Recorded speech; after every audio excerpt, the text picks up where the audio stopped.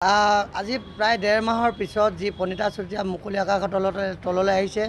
এই ক্ষেত্ৰত অসমৰ সংবাদ মাধ্যম মৰাণৰ বিভিন্ন দল সংগঠনৰ লগতে সচেতন মহলে যি সজাগতা সৃষ্টি কৰি আজি প্ৰশাসনক যি প্ৰেছাৰাইজ কৰি আজি পণিতা চুতীয়াক মুকলি কৰি আনিছে আৰু তাৰ মুকলি মূল দাবী হৈছে যে তাই যি খেলত অংশগ্ৰহণ কৰিব আন্তঃজিলা চেম্পিয়নশ্বিপত তাত তাই যাবই লাগিব আৰু তাইও জেলৰ পৰা উলিয়াই সেই কথা স্বীকাৰ কৰিছে সংবাদ মাধ্যমৰ আগত যে মই খেলিম আৰু মই জিকিম আৰু জিকিম।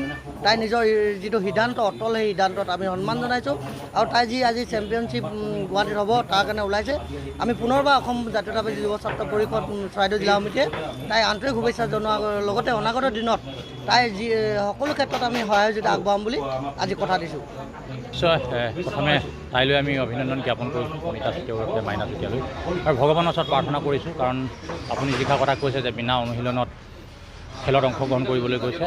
তেওঁ আৰু অধিক কাল কাৰাগাৰত কাৰাবন্দী হৈ থকাৰ পিছত যোৱাকালি মুকলি আকাশলৈ তললৈ আহিলে আৰু আদালতে আচলতে খেলত অংশগ্ৰহণ কৰাটো বাধ্যকতা বান্ধি দিছে আৰু যাৰ কাৰণে আজি মুকলি আকাশৰ তললৈ আহিবলৈ সক্ষম হৈছে।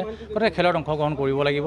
গতিকে ৰাওনা হ'বৰ কাৰণে অপেক্ষা কৰি আছে, গাড়ী আহিব আৰু আমিও মৰাণৰ এজন সচেতন নাগৰিক হিচাপে আমি অসম জাতীয় গণমঞ্চ বা বিভিন্ন দল সংগঠনে বিভিন্ন সময়ত আমি আহ্বান জনাইছিলোঁ আৰু আজিও যিহেতু দৰিদ্ৰ পৰিয়ালৰ হয়, যথেষ্ট আৰ্থিকভাৱে দুৰৱস্থাৰ, গতিকে যিখিনি অহা যোৱাৰ যাতায়াতৰ ব্যৱস্থা আৰু সামান্য খাবৰ কাৰণে যিখিনি খৰচ আমি আৰ্থিকভাৱে সহায় আগবঢ়াইছোঁ আৰু পৰৱৰ্তী সময়ত কৈছোঁ যদি সেইখিনিয়ে তেওঁলোকৰ সমস্যাটো দূৰ নকৰে তেতিয়াহ'লে আমি আকৌ আৰ্থিকভাৱে তেওঁলোকক সহায় কৰিম বুলি কথা দিছোঁ। গতিকে এইটোৱে আশা ৰাখিছোঁ, খেলিবলৈ ওলাইছে, খেলক, সোণৰ পদক লাভ কৰক আৰু ৰাষ্ট্ৰীয় পৰ্যায়লৈ তেতিয়া নিৰ্বাচিত হ'ব। গতিকে ভগৱানৰ ওচৰত এইটোৱে পুনৰবাৰ আহ্বান জনাইছোঁ, পুনৰবাৰ অভিনন্দন জ্ঞাপন কৰিছোঁ পণিতা চুতীয়ালৈ।